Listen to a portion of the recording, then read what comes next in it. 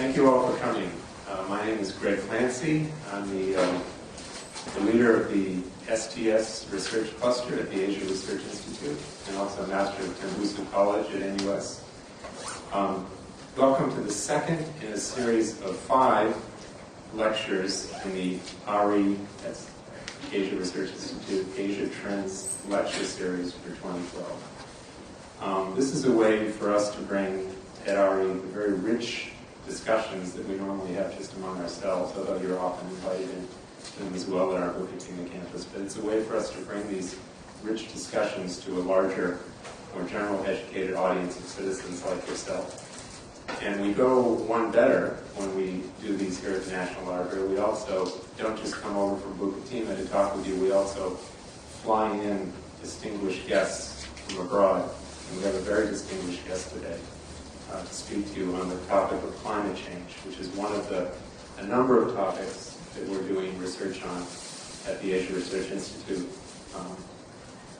which relate to both global and Asian issues.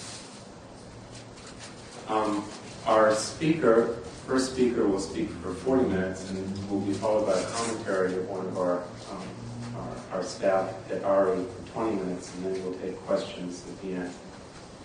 And I'm happy to introduce as our main speaker and our first speaker, Mr. Martin Kor, who's Executive Director of the South Center, based in Geneva, Switzerland, which is an intergovernmental organization of 50, he tells me 51 now, developing countries, affiliated with the United Nations.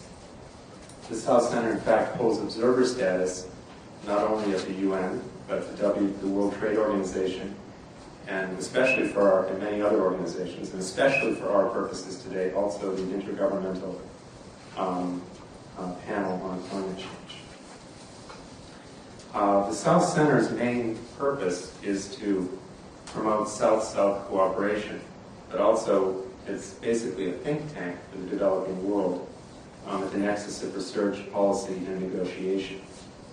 It was founded by Dr. Nyerere, the president of Tanzania, and Dr. Singh, the current Prime Minister of India, and has had as former chairman, distinguished figures such as Boutros Boutros-Ghali, former Secretary General of the United Nations. Now, Mr. Kor is not only a global figure and a regional figure, but also a local person as well. We're inviting him back to Southeast Asia because he's from Penang. A number of members of his family are here, and he tells me that he went to National Junior College and worked for a while in Singapore back in the 70s. So we look very carefully when inviting speakers for somebody who can speak to both global and regional concerns, and Mr. Kor can certainly do that. He has trained as an economist and was formerly director of the Third World Network based in Penang, and has also been, since the 1970s, a journalist as well, writing a weekly column for a major Malaysian newspaper. Now, Mr. Kor will speak for, as I said, 40 minutes, and that will be followed by commentary from our second panelist of 20 minutes. His name is Dr. Jerome Whittington, a colleague of mine at the Asia Research Institute, whose specialty is climate change, and particularly carbon accounting and carbon markets. Dr. Whittington has been in Singapore for a little over a year. He joined us from Dartmouth College, a major liberal arts college in the United States, where he was involved in the Climate Justice Research Project as a postdoctoral fellow. And before that, he graduated with an anthropology degree from the University of California at Berkeley. And he even has a Penang connection in that his supervisor at Berkeley, some of you may know as Dr. Ai Wong, world famous anthropologist, is also from Penang. So, without further ado, I'll invite Mr. Kor to the podium.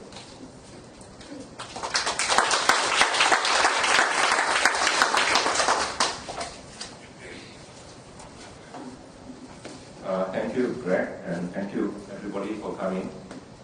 And I want to thank the ARI and its director as well for inviting me. I'm happy to be here. I didn't know I was going to be here actually, because when they said National Library, I thought the National Library was on top of a little hill and there was a canteen that sold served very nice wonton mee, the dry wonton mee that I used to go almost every week when I was a student here and even when I was working here. So I thought it would be very nice to go back. I used to spend some time at the library looking at microfiche. This was a period when microfiche was introduced. You can go back and look at old newspapers and all. So I was quite shocked when I saw this huge building, and this shows how times have changed and things have moved on. But I suppose you might say my sort of middle education, because I did my A-levels here in National Junior College. I was in the first batch. And then I worked here for 2 years in the Ministry of Finance before I went back to Malaysia to teach in the university there. So I have always very fond memories of Singapore and Singaporeans, and that's why I'm so happy to be here this evening to discuss what is actually a very important topic. I'm sure all of you agree, that's why you also came here. Some people think it's the most important topic in the world because you have a recession, you have war, you have ambassador shortage, and this in the short term are, of course, what catches the headlines. But in the next few decades, how we behave as the human species will determine what happens to us and to the rest of the world. And this is something that is quite new in terms of understanding. It's been only the last 5 years, 6 years that there has been a kind of international consensus among governments that climate change is a real problem. It's not something linked to science fiction alone, though science fiction maybe has a role to play as well. And it's at a critical level. So this is the very good news that there is already a consensus among high-level policy makers, or you might say near consensus. Sometimes one or two countries will try to break that consensus, but then they are immediately smacked down. Okay? One or two Eastern European countries still say, well, it doesn't exist, climate change, and then they organize a conference of government leaders. I think 1 or 2 years ago they did it in the United States. I can't remember whether it was the president of Czechoslovakia or one of the other countries. And the United States, of course, sometimes says that it doesn't exist, or if it exists, it's not my problem. And then you have a new president that says, yes, it is a serious problem, we're going to be the leader of the world, and then he can't do anything. So the US is always wavering between being the leader of the world and being the #1 climate denialist. Even if the president believes in the cause of addressing climate change, I don't think his Republican Party colleagues, quote-unquote colleagues, because maybe they are not colleagues anymore, they don't believe in it. They think this whole thing is a bluff to bring the economy down and so on. So except for that one exception, on again, off again, and so on, but the administration is a believer and tried to do something, though not very successfully. The developing world has now internalized the science of climate change and the crisis of climate change. So I think that is the very positive thing that has happened. 7, 8 years ago, if you ask policymakers in developing countries, most of them will say, well, we don't know real or not. The science has not yet given us the answer. Probably it's another hoax by the Western countries to put us down. In any case, where's the proof? We won't do anything unless there's a proof. And today, it is the developing countries that are driving the process forward, saying that we need to do things, we want to do things, give us the materials, and we will come up with the action. As Churchill used to say, give us the tools and we will finish the job. Remember, that's what he said to the United States.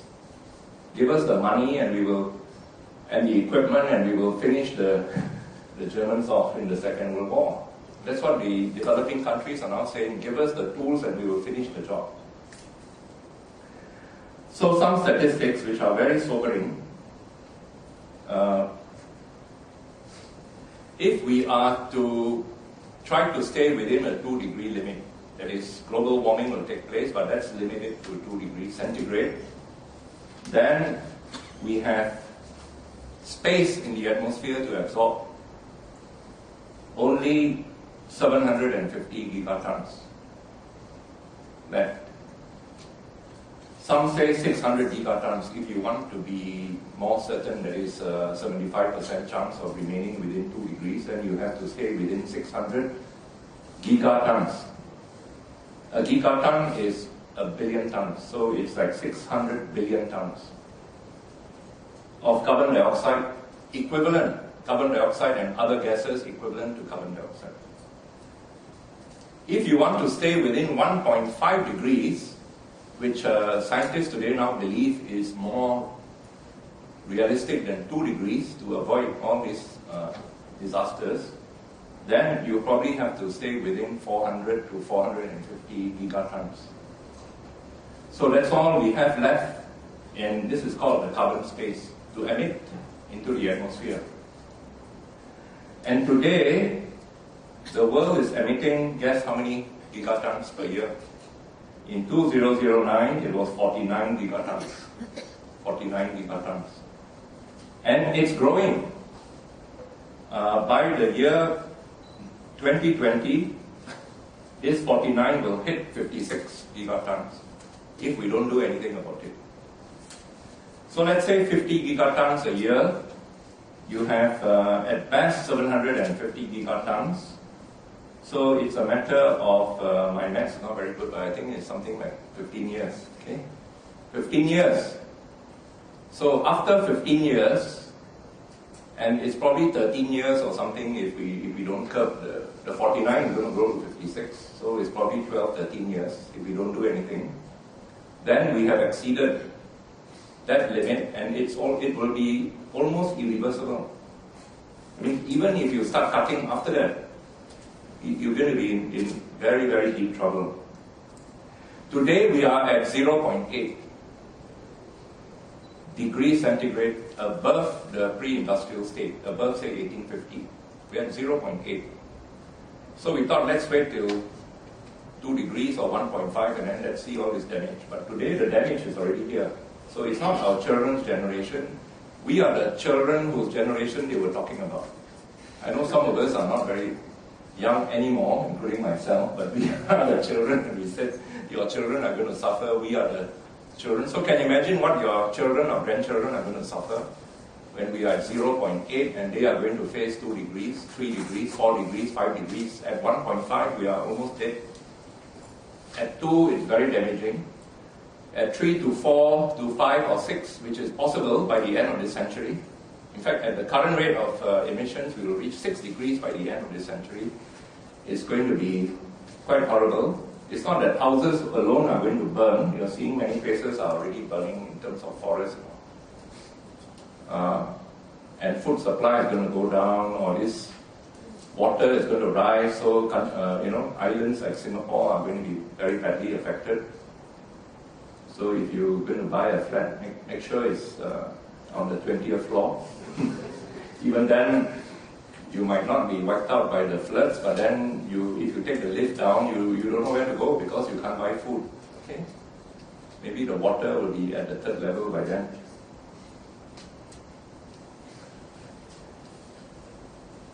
So the extreme weather events, which I'm sure you have found in the newspapers, Pakistan, 20% of the country was flooded 2 years ago, and then last year it was flooded again. And then we had Thailand, which lost about 40 to $50 billion according to World Bank estimates from the floods, mainly because of the loss of jobs in the industries, in the urban areas, whereas in Pakistan it was the rural areas. Beijing had a rude shock because one day's rainfall alone caused such massive disruption. 70 people died. Of course, before that, you had so many problems in other parts of China, but when it happens in Beijing, then you really feel it. And the government really was shivering because it's the epicenter of the political power. And this is only Asia. After that, you had Manila. We had the massive storms and so on already early this year. And then Manila was flooded up. From Mindanao to Manila, almost every week you have floods and storms. Some of them happen not because of climate change, but then climate change has made it worse. In fact, this is now so much part of the scientific debate that's going on. Are these extreme weather events due to climate change or due to something else?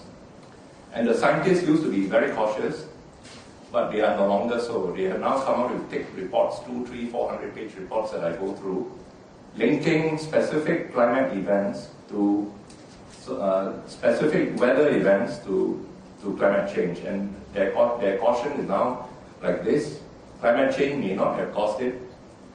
This was part of a trend, but climate change has made it far worse and increased the possibility many times. Increased the possibility 10 or 15 times that such a thing may have happened. Now, one of the most exciting areas of science is to look at how global warming of the oceans, because usually we look at global warming of the land, but global warming of the oceans has massive effects. For example, it may increase evaporation of water, and then the atmosphere has more water, and this has given rise to more rainfall. So this is the simple thesis that I managed to absorb. This could account for why there is heavier rain and therefore floods in areas where there is rain anyway, but at the same time, it also accounts for areas where there is less rainfall suffering from drought. So it exacerbates the extremes. More rain in areas that don't want the rain, and less rain in areas that have little rain anyway. And that's why you have drought in East Africa and extreme rain in East Asia.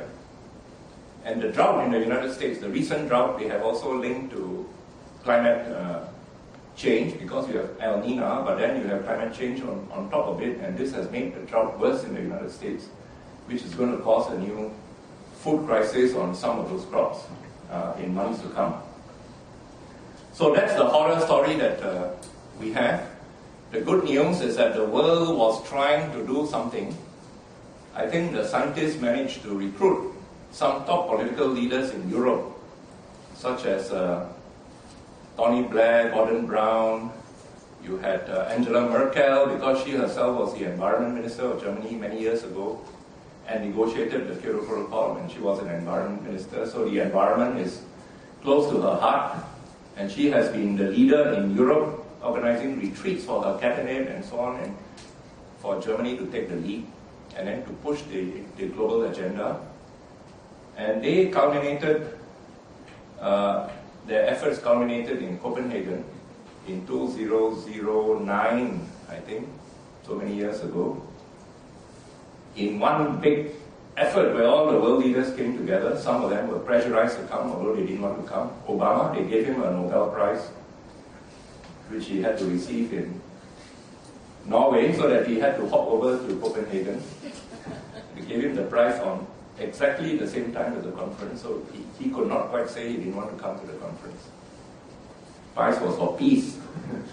At that time, he had just become president. So why give him a peace prize? He hadn't done anything yet. He said, well, the fact that he took over from Bush is enough to give him a peace prize. Then he crossed over, he was forced to cross over, and they were trying to trap him.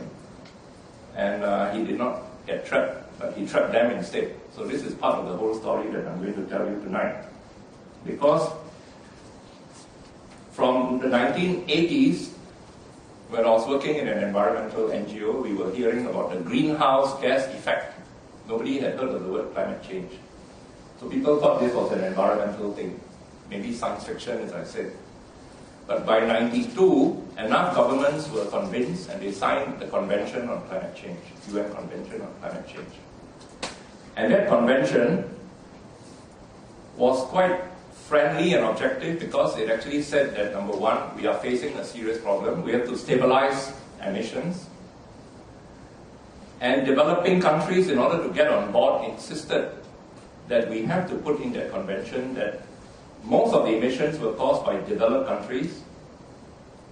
They have to take the lead in cutting the emissions. Developing countries must join in the action as well. But for some time, because they are poor and they have not got into the industrialization phase yet, you have to expect that their emissions are going to grow, and we must have space for them to grow their emissions for some time. But at the same time, these developed countries that put most of the emissions in the atmosphere, in fact, the normal estimate is that 70 to 80% of the emissions in the atmosphere today were put there by the developed countries. Not that they purposely did it, but maybe they didn't know also in the early phase, but they are responsible for most of it. And they have reaped most of the benefits of cheap energy, okay, which is what has given rise to the emissions and so on. So in recognition of that, the convention says that the developed countries have to take the lead in cutting their emissions, and they have to help the developing countries to take their own climate actions, which are of two types: mitigation, cut emission; adaptation, whatever you do, climate change is going to happen and will have effects, but you can try to limit the damage through adaptation activities, such as, you know, the sea is going to rise, so you build a seawall. That's a usual example people give. You know the floods are going to come, so you're going to dig your canals deeper. I think even Singapore had floods, isn't it, Bukit Timah? When I was a student, we used to enjoy the floods every few months and wade through the Bukit Timah road.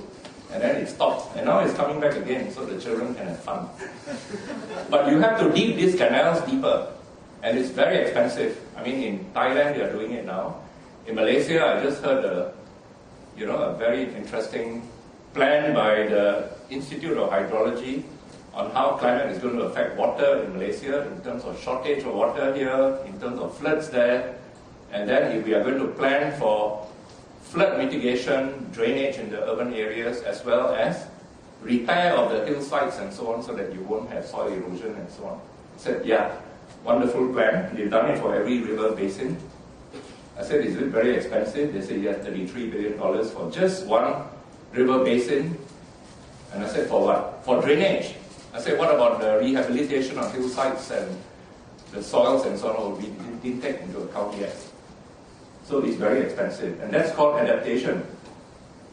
So the developed countries in the convention said that we will pay for the full incremental cost for the mitigation and adaptation activity. We are not paying the full cost, but we'll pay for the full incremental cost. So if you normally are going to do this for drainage, but you have to do extra, we'll pay for the extra drainage. If a company has a machine that pollutes, and you're telling him not to pollute, and you have to put a device so that he doesn't pollute, we'll pay for the device. Or he has to buy a totally new machine, well, he will get some scrap value for the old machine. So we will buy the new machine minus the scrap value for the old machine, or the financing cost that will be extra. So that is known as incremental cost. And then there is an Article 4.7, which is very famous, that says that the actions that the developing countries will make depends on the finance and technology that they will be given as a commitment by the developed countries. So this is a convention. The convention went on from 92, not much action was taken. So by 1996, a new protocol was created called the Kyoto Protocol. Following the convention's principles, developed countries agreed that they would cut their emissions by specified rates in a first commitment period, which would last 5 years. The protocol was only ratified, I think, in 2005. So the first commitment period was 2008 to 2012, this year. And what they agreed was that each country would cut their emissions, and the overall, if you add them all up, was not very ambitious, a 5% cut. That is the 2012 level as compared to 1990. But it's a first step. That means instead of increasing, they would stabilize and then begin to go down. Now by 2005, the developing countries were very smart. They said, that's wonderful, you've gone onto this thing, but after 2012, what are you going to do? You see, are you going to have a second commitment period? So let's start negotiating now. And we started in 2005. What are you going to do after 2012? And by that time, the IPCC reports have become very famous. The situation has got worse. Some dramatic events were happening. So the developed countries were being pushed to do more in a working group called the Working Group on Further Action of the Kyoto Protocol. In short, the Working Group on the Kyoto Protocol. These developed countries already began to feel the pressure. They did not feel so nice as in 1992, where they were very charitable to the developing countries. And they created a plot to say that if you want us to do what we are committed to do after 2012, then you must also do something more. And we said, okay, what is it you want us to do? We are very suspicious because you are legally committed to do this second period. Now, are you saying you won't do this unless we do something? They said, no, let's have a chit-chat. The chit-chat is called a dialogue on long-term cooperative action. That will never lead to any negotiations. It was put into the text. So that's why these two things started. By 2007 in Bali,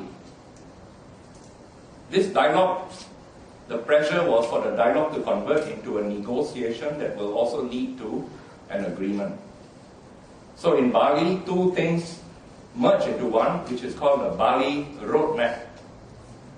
Second commitment period for Kyoto Protocol, for cuts after 2013, more ambitious than the first one. And at the same time, they wanted to create something known as the Bali Action Plan, which is a different working group known as Long-Term Cooperative Action Working Group, that would coexist side by side. And of course, everybody knew that one is conditioned on the other, but of course, the developing countries won the argument that we have to separate these two, but they had the same closing date of 2009. Now, what was the big bargain in the Bali Roadmap?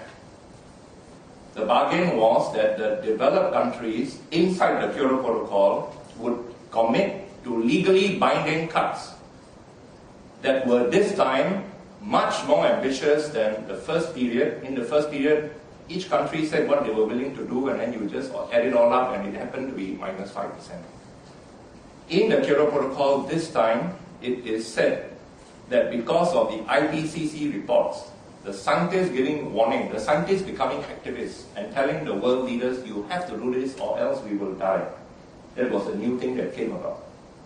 So it was understood that in the second period of the Kyoto Protocol, the developed countries would cut their emissions by 25 to 40% below the 1990 level. The developing countries said that's still too little, you have to cut by more than 40% if we are to stand a chance of survival. In any case, the 25 to 40% was inscribed there in a little footnote because of the objection of the United States. Now, what was the trick in the Bali Action Plan then? The trick was mainly United States. Why? The US pulled out of the Kyoto Protocol a few years before that. So those countries, especially the Europeans, the Japanese, and so on, said, it's not very fair for us to do this, and then the US is left out. Then we will suffer in terms of higher costs, and the US gets a free ride. So in the Bali Action Plan, the parallel agreement, there's a famous paragraph called 1B, small 1B1, that says that all developed countries have to do a comparable effort in reducing their emissions. Everybody knew what this meant. It meant that all developed countries in the Kyoto Protocol would cut by 25 to 40, And the United States would do the same under this working group, under the convention. Because the US is a member of the convention, although it is not a member of the Kyoto Protocol. So this was the 1B1 was to involve the United States and engage them in a similar effort of those in the Kyoto Protocol. And in 1B2, the developing countries agreed that they would take enhanced mitigation action, they would also take measures, and the understanding was they would not reduce their emissions, but they would reduce the rate of growth of their emissions. That's a very big difference. Okay? If I'm growing at 5% a year, I may reduce it to 4% a year. The other side will reduce their emissions absolutely. That's the difference. But the developed countries also said, how the hell do we know that you are really going to take this enhanced action? So we are going to measure, we are going to report on, and we are going to verify your reports on the actions you take. But that is not in the convention, so that was a concession by the developing countries, who, however, understanding Article 4.7, said, we will take these enhanced actions in the context of sustainable development, meaning we will still grow our economy. And if you supply us the finance and technology to do the work, and your finance and technology transfer will also be MRV, measured, reported on, and verified. That was an all-night negotiation. And finally, this is the 3 pillars of mitigation action in the Bali Action Plan. First pillar, developed countries do their actions 25 to 40%. This is known as top-down. Each of you still do something, but the whole total must add up to 25 to 40. You cannot just say everybody does whatever he wants. United States will do it under the LCA. That was the second pillar. And the developing countries will, for the first time, be serious about doing it. However, they will also be supplied with the finance and technology to do it, but we are going to verify both. So these were the 3-piece architecture of the Bali roadmaps, you might say.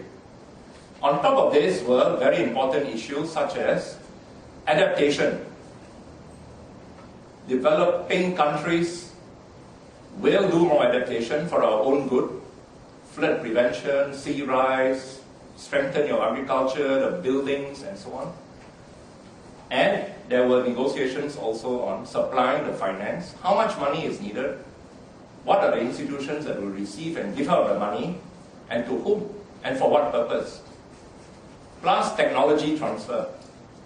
The technologies must be new technologies must be transferred to developing countries so that they can grow their economy and at the same time be climate friendly. If economic growth is at 7 to 10% a year, and emissions are growing at 4 to 5% a year, the two are very closely tied. If we are asking developing countries to reduce their emissions, the fear is that the GNP will also be reduced correspondingly, unless new finance and technology comes in that allows the GNP trajectory to continue while the emissions go down.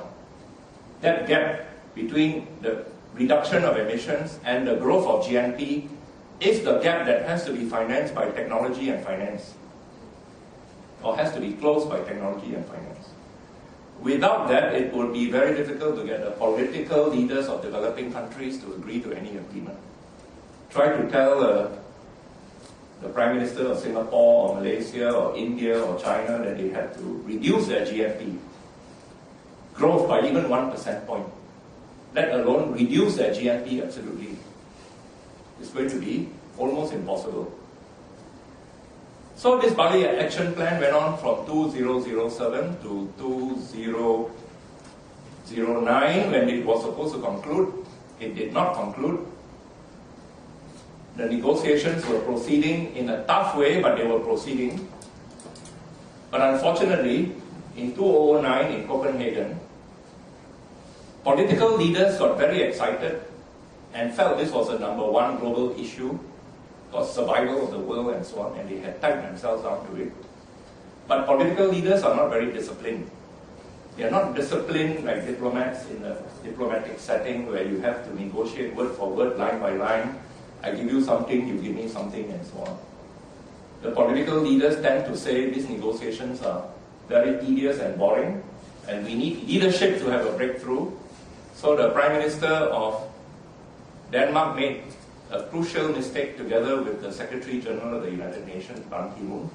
They thought that, these negotiators are, useless diplomats and bureaucrats and so on. We're going to have a super group of 30 leaders, prime ministers, and presidents who are movers and shakers, which we will select. They selected.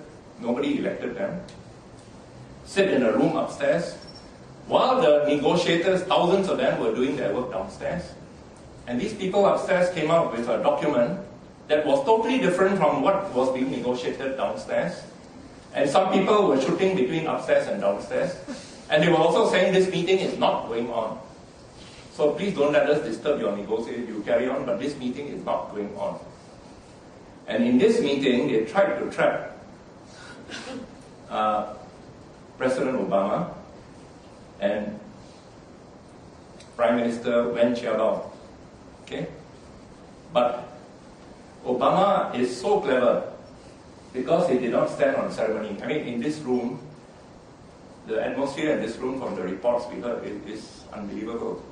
You had a table of 30, many others were crowding into the room, they sat on the floor, and for lunch they were giving hamburgers. So Obama sitting here had to clamber over the legs of people sitting on the floor.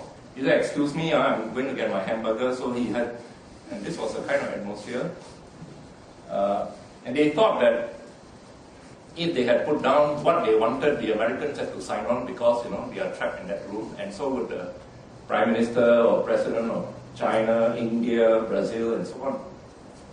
So there was no agreement because, of course, the US is not going to be trapped like that. US is the Rock of Gibraltar. Nobody traps the United States. They stand like the Rock of Gibraltar and everybody revolves around.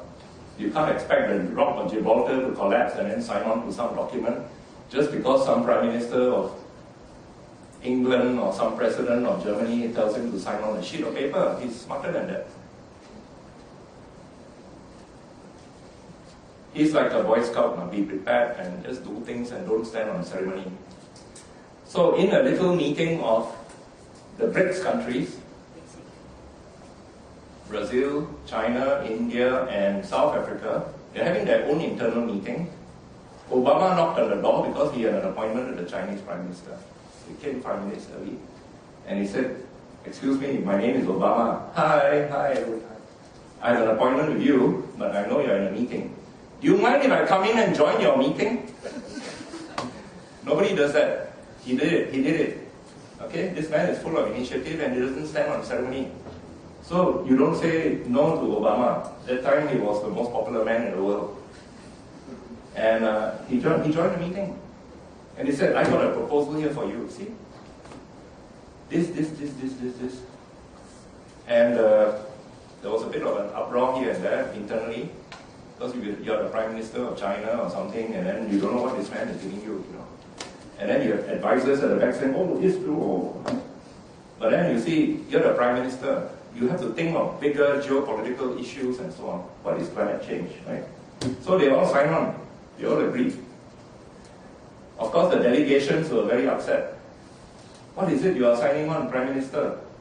I don't know, but, this was something given to me. So Obama gave this to the Europeans and said, I've got a deal with the BRICS. So you take my story, and your story is history. And that's what happened. Because the European story was top-down, 25 to 40%. We'll do this in the Kyoto Protocol. In the LCA, comparable effort by those who are not in the Kyoto Protocol. But we also want developing countries to do more, which is this, that, and so on. That was overthrown. And instead we had what the US wanted, which was a pledge and review system. A pledge and review system means, let's not start with the top-down 25 to 40. let's start with what each of us can realistically do, given our national circumstances. The different weather patterns we have, the different consciousness of our people, the culture that we have, etc., etc. You might also say the Congress that I have. Okay? So if each country puts down what it is prepared to do and submit it in a pledge, which we will put in a big annex to whatever agreement, and then let's hold each country to their pledge. Every year we'll review. Did you do what you said you would do? Are you on track of your pledge? Your pledge may be -5% or -2% or +17% or whatever it is. And that's a pledge and review system. And it's not really legally binding. It's what each of us are prepared to do on a best endeavor. And let's peer pressure each other to see whether we fulfill what we promised to do. But we will not challenge each other on what that pledge is. Okay? So each of them did put up their pledge. Canada put a pledge of +17%. Because they said that's what I think the US is going to do compared to me, and I'm going to put +17%. So the system of top-down, based on what is needed, was overthrown by a system of each one do what he wants according to his national circumstance. The Copenhagen Accord was not adopted because the people downstairs, when it was thrown to them and said, your leaders have signed this, said our leaders did not sign it because only 30 leaders signed it. So we refused to accept it, and it was not adopted. But it was adopted the following year in Cancun. So today we now have a new regime created in which developed countries have put forward their pledges. Developing countries are also encouraged to put down their pledges, and half of them have done so, the other half have not done so. And the scientists have come forward to look at the pledges that were given, and they said this is not enough. It is only 16% and not 40%. And this 16% has so many loopholes that actually it could be +6%, +6, instead of -25 or 40. And we are on track to a 3 to 4 or 5 degree world. Okay? So we still see this big struggle that is going on, which last year took a new twist in Durban. The new twist in Durban is that the US, and now they have accumulated 4, 5, 6 other countries, who, by the way, found that this pledge and review system is preferable to the Kyoto Protocol, which is legally binding. So they have jumped ship from the Kyoto Protocol into paragraph 1B1 of the Bali Action Plan. That includes Canada, who also left the Kyoto Protocol, Japan, Russia, and possibly New Zealand and Australia. Say, now we don't want the Kyoto Protocol anymore. Only the Europeans are left standing there. And the Europeans have not given the figure yet of what they are willing to do. But in all likelihood, it will be 20%. Instead of the 30% that they had earlier pledged they would do if others also do the same. So we are having a very low standard Kyoto Protocol left because it's only the Europeans left there with 20%, not enough. The others have jumped ship into the heaven of pledge and review in 1B1. And the new thing now is that this working group on the long-term cooperative action for the Bali Action Plan is also being killed because there was a decision in the dying hours of Durban that this would be the last year of this working group.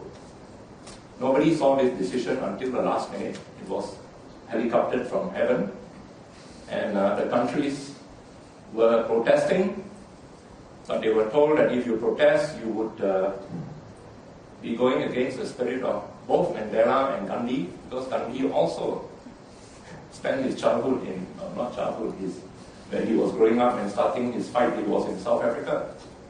So in the end, politically, they had to accept this decision.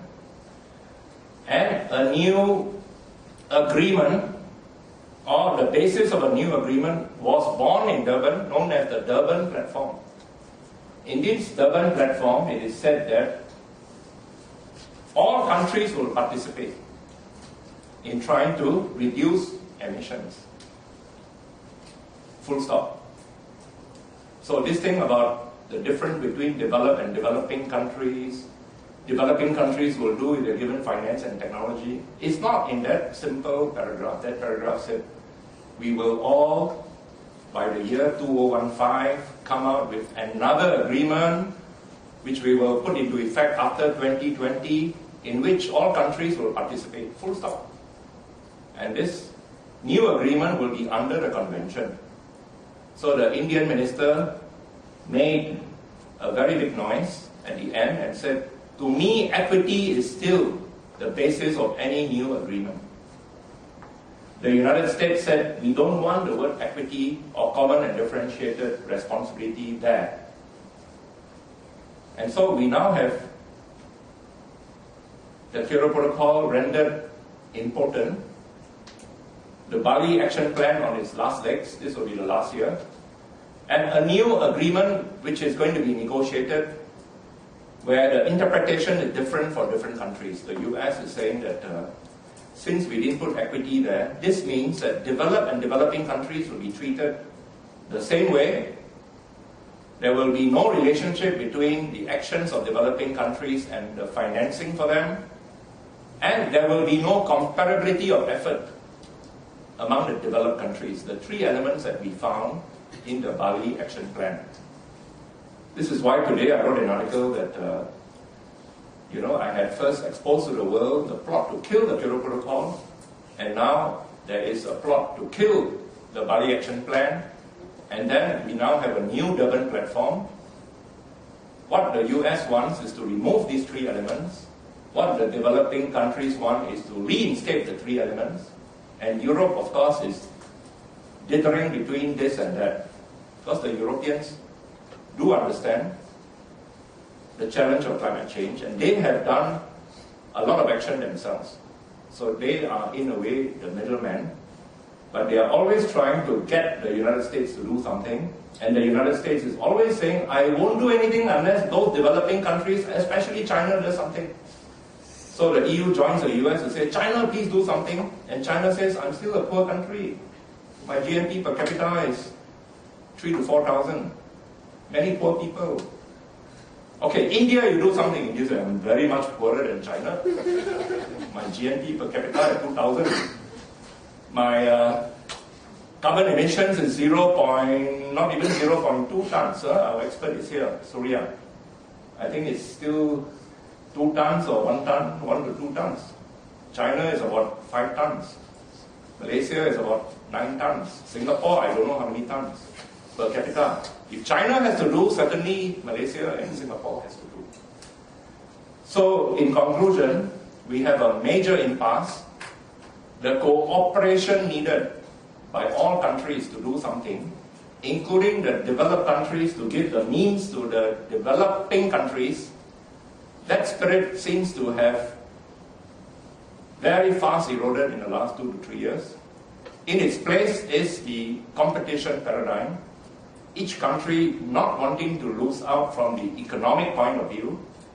This has been worsened by the recession, which has made Europe and America more insecure because they are worried that there will be a staggering rise of ASEAN and China while they are going downhill in the recession, which is not true because the most recent data shows that Singapore, China, Malaysia, we are all going to go down in a recession as well.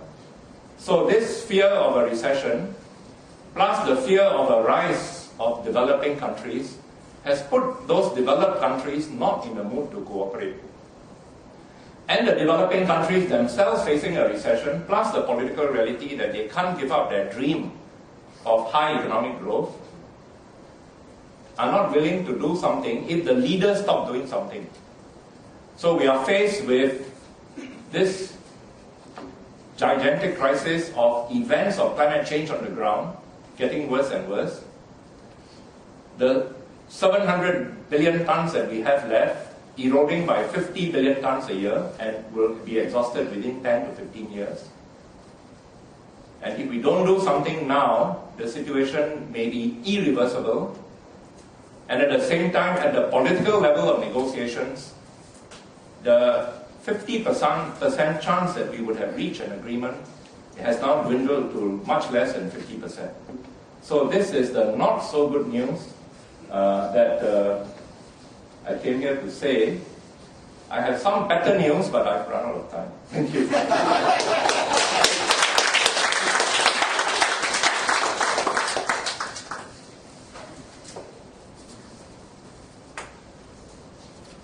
Thank you, Mr. Kaur, for that very sobering analysis. I'd like to now invite Professor Whitting to the platform to maybe tell us some good news or make it even more somber.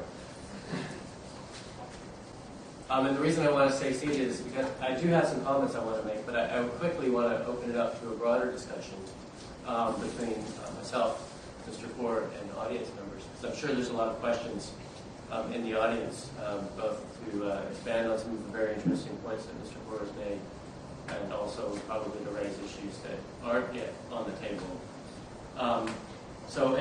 My comments come just from taking some notes during the talk. They're not prepared comments. So hopefully my thoughts are relatively coherent.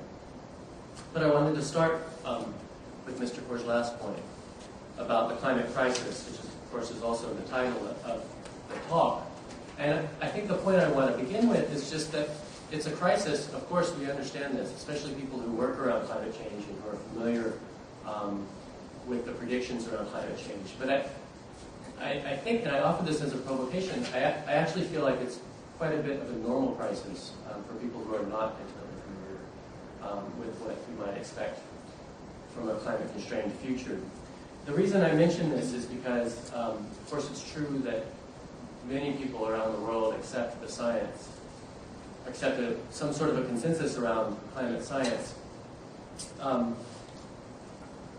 But I'm not actually convinced that these people, in a broad sense, take the problem as seriously as many of us would hope to. Climate change as an agenda competes with much more immediate concerns, as Mr. Kaur mentioned. Most notably, especially since 2008, the global financial issues, the turmoil in the global financial markets, which have really rocked expectations in the United States and Europe, and have made clear that the economic conditions under which we might be able to deal with climate change can't be taken for granted. I don't think there's a single country with a significantly sized economy in the world that would put climate change at a higher priority than its own economic stability. That certainly goes for developing countries, and obviously, of course, for the wealthy industrialized countries. There are a lot of trade-offs involved in putting together a climate agreement. But the fact is, it's a wicked problem at multiple levels, and it's not the sort of thing, realistically, that you can expect to make a simple decision about and to be able to put in place a global agreement in a relatively short period of time. When I say it's a normal crisis, I think what I want to call attention to is simply the fact that it's the sort of crisis that is similar to other crises that we live with and have learned to live with over the past decades, going back well into the 20th century. Crises like poverty and war, which is one that's very much on the agenda, something we're capable of dealing with now because it's emerging. But of course there is the risk that, like poverty, climate change will become sort of thing that the United Nations manages or doesn't manage, and the rest of us sometimes think about when we feel like thinking about it. Of course, by the first person plural, when I say we, I mean the sorts of people who are capable of being in a room like this and having a conversation about the kinds of things we might want to do to fix these problems. So if climate change is something of a normal crisis, I do think there are some really interesting turns of event, especially over the past few years, that have to do with actual weather changes in the climate. Certainly this past year, going back the past 12 months, I think changed a lot of people's expectations about, very concrete ways, about what sorts of changes we might be looking at around climate change. Regionally, we can talk about floods in Beijing, but certainly the floods in Thailand changed a lot of people's expectations about the immediate kinds of issues that any large city at low elevation might have to deal with. You know, at the time, nobody knew if that was a climate change event or not. It's not easy to tell if an extreme weather event is statistically abnormal, anything like that. And more recent research has suggested that it's probably not a climate event.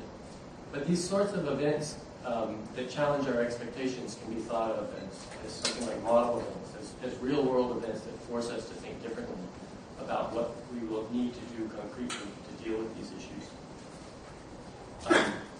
The economic damages from the Thai floods were vast, partly because it hit major industrial parks. The insurance companies completely did not expect it. A lot of insurance companies, reinsurance companies, lost a lot of money. But perhaps more importantly, there was a tremendous number of people who were severely underinsured, small businesses, homeowners, and the like, and that in the aftermath of the flood, many insurance companies actually stopped offering weather-related insurance.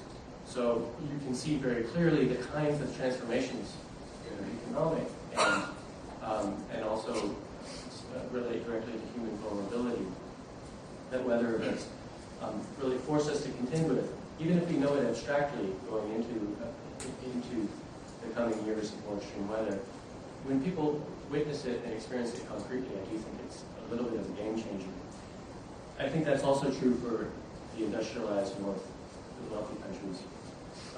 The United States extreme summer, just this past summer, really changed a lot of people's expectations about what climate change would look like concretely.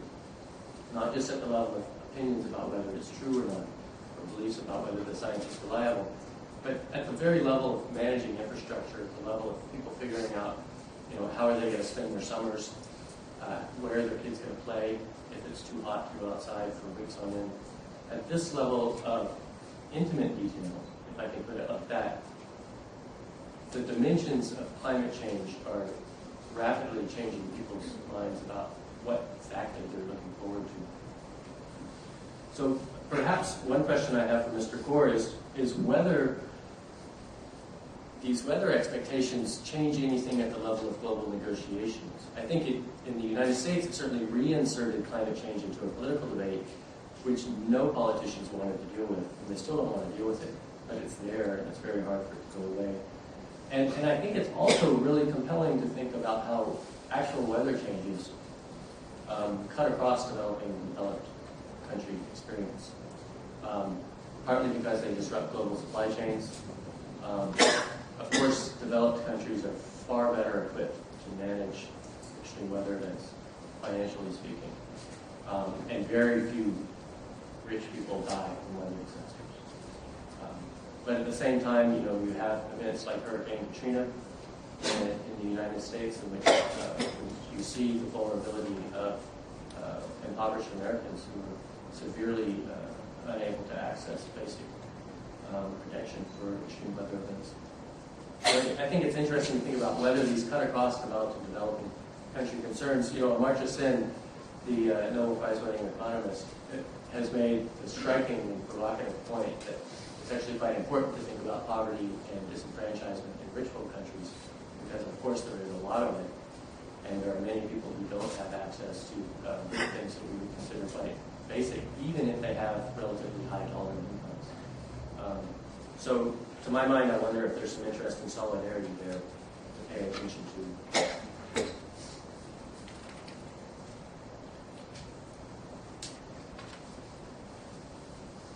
One of the things that I think is really important to think about, and here I extend the question to Mr. Kaur again, as well as to others in the audience, goes back to this idea that we're going to have a global agreement to deal with climate change. Now, I think everyone recognizes that this is absolutely crucial. Sometimes I wonder if we have the right level of expectations about what's required going into such an agreement. To me, I see again and again that negotiators, when they arrive in Copenhagen or Bali or wherever, are incredibly limited by their own domestic concerns. And it seems to me, quite obvious that dealing with climate change requires asking for really fundamental changes in the organization of society. And not just rich world countries, but any large producing country is absolutely dependent on fossil energy. And certainly for industrialized countries, the actual social organization depends on fossil fuel emissions. And so when you're asking people to change this, then the level of difficulty there and doubt and apprehension, and also just sheer amount of work to come up with alternatives or different ways of thinking about social organization. To me, it strikes me that it's honestly not surprising. Nobody in the United States has ever really done that work with Americans. And I think that there is, I think of it in terms of like the civil rights struggle in the United States, where it took a long time to convince white Americans to treat non-white Americans with some degree of equality, even if it was superficial. And it took a lot of struggle and a lot of groundwork and organizing to pull that off. I don't think people are honestly that convinced by scientific arguments. I think in the long run, it's important to figure out what other kinds of arguments need to be made in order to have meaningful conversations about the kinds of changes we face. And I honestly don't believe that even though Obama was anointed as royalty as he came into the presidency of the United States, I don't think he was in a position ultimately to have those conversations with Americans, although many of us hope for.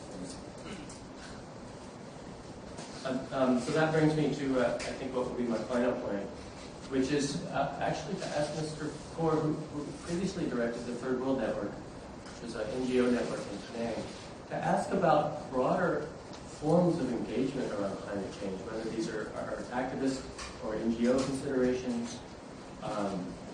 There's a discussion around climate justice and what would be at stake in climate justice that I think is worth a conversation worth having, and also modes of engagements that are perhaps more practical in terms of creating different possible futures. You mentioned science fiction might have a role to play, and I wonder if science fiction at the level of rethinking social relations and indeed economic relations is something worth talk about, not just in terms of utopian futures, but also in terms of what kind of work is feasible for creating different possible futures. So I've put a number of topics on the table, but perhaps we should have one or two questions from the floor, and then give Mr. Kaur a chance